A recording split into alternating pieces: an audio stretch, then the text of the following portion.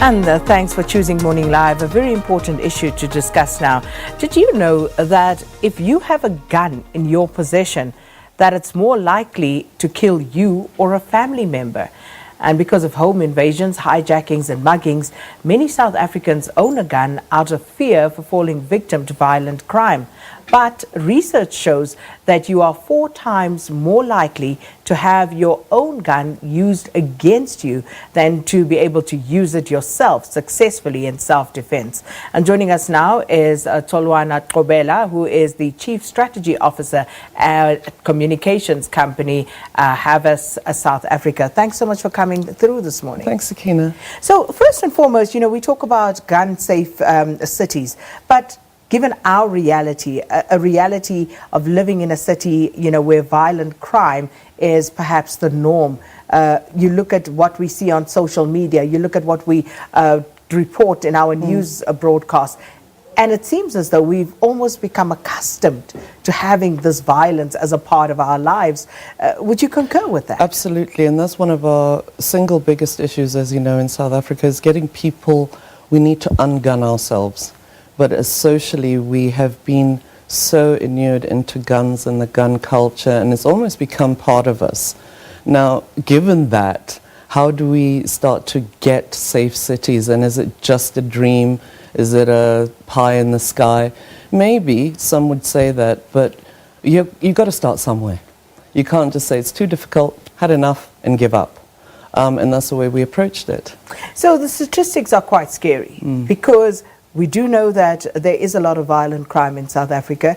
People actually arm themselves hoping that they would be able to use those guns to defend themselves and defend their families and their businesses or whatever it is they're trying to defend. And according to statistics, unfortunately, those very same guns that people take up for self-defense purposes end up being used against them. Absolutely, and that's, the issue of in-home safety or actually holding gun safety is a major thing, because it goes into where do you keep your gun? How do you keep your gun?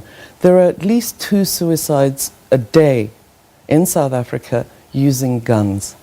Let's just process that.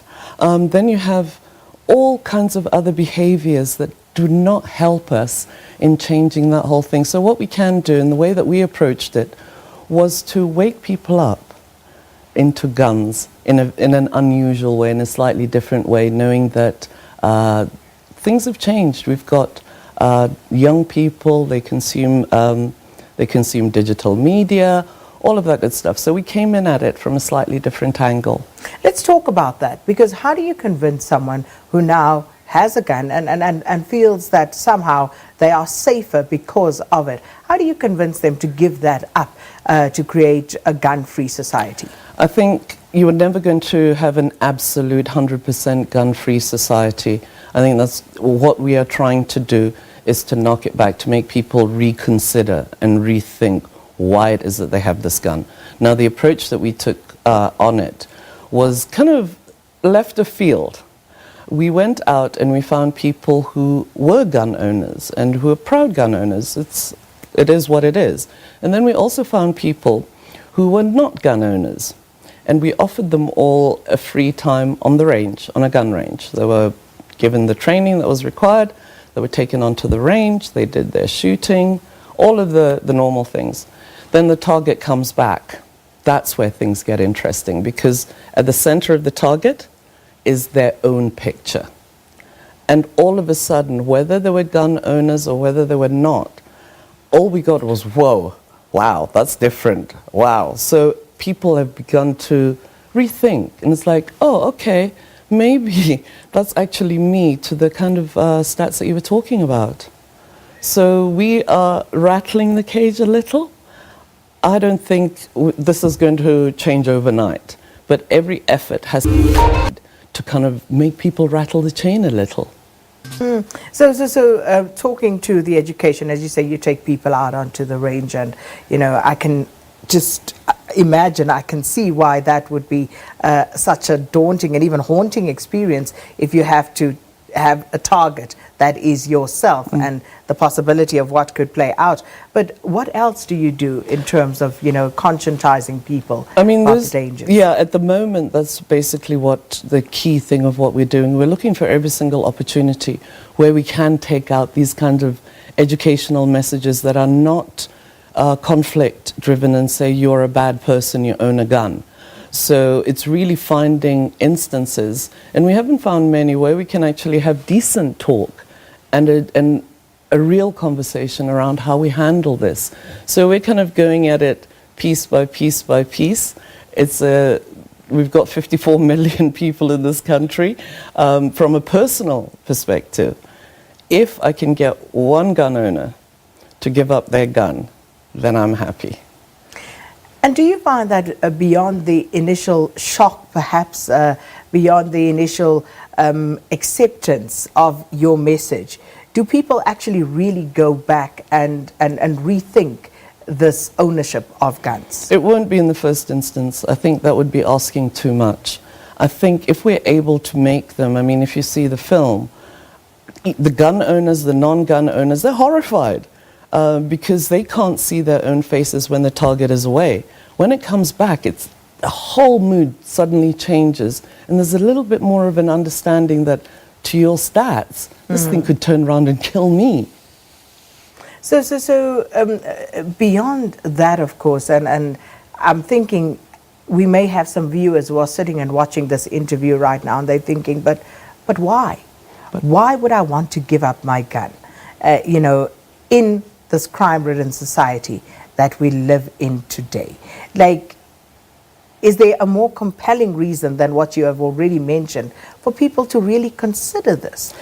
Oh, it's one of these really difficult things.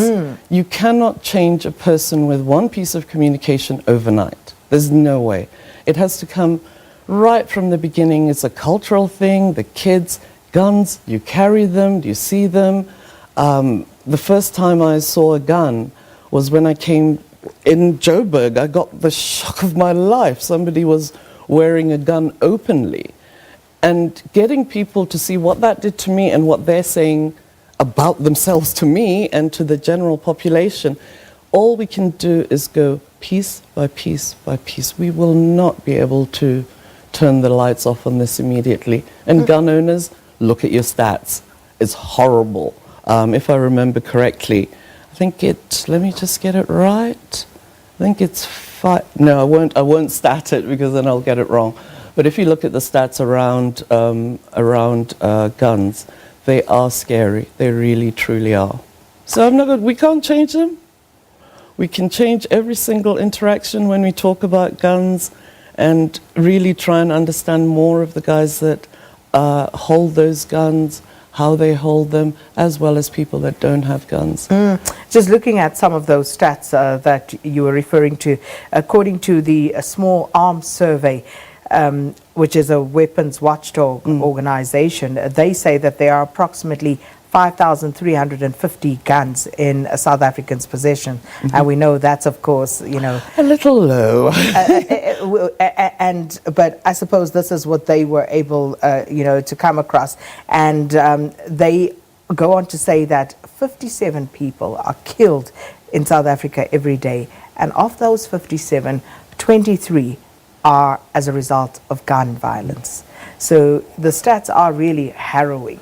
So it's something worth looking at. But if someone is watching this interview right now and they are convinced they'd like to get involved with your program and maybe are starting to change their mind about how they view guns, how do they get involved?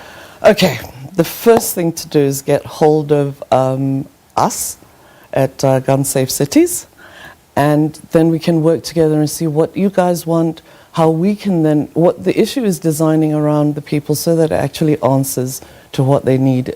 It's not about, here, fix. This is a box, and that's how you fix it. It's rather about working with people to find the best way. What are we doing inside schools? Right from the beginning, relationship with guns and children. We know, I think 5,000 is a little ambitious. I have a feeling it's like 20,000 plus. Getting it from the beginning. It's not you've got to wow, it's guns surround us and violence, and it's in our heads, and we're fear people, and we've got to get that fear out, and it takes time and every little effort, I think, including ourselves, including yourselves, as you are, as a company, is just getting that message out, bang, bang, slowly, slowly, and that's the way we look at it. Well, Tolwana, thanks so much for coming through and talking to us about this, a very, very important issue. And I think it's just worth going back and reiterating where we started with this and what we were saying, if we could just go back to those stats about the reasons why people acquire guns to protect themselves, but then they end up being the victims. And you have 1 in 4 people getting killed with their own weapon, the weapon that they thought they are buying to protect themselves and their families. So something that we really need to think about. And thanks so much to Tolwana Qobela, who is the Chief Strategy Officer at communications company Havas South Africa, for talking to us about why it is not safe to keep a firearm for personal or family reasons, and this given the fact that it is more likely to be dangerous to you, dangerous to your family, rather than protecting you. So let us know your views on that as well.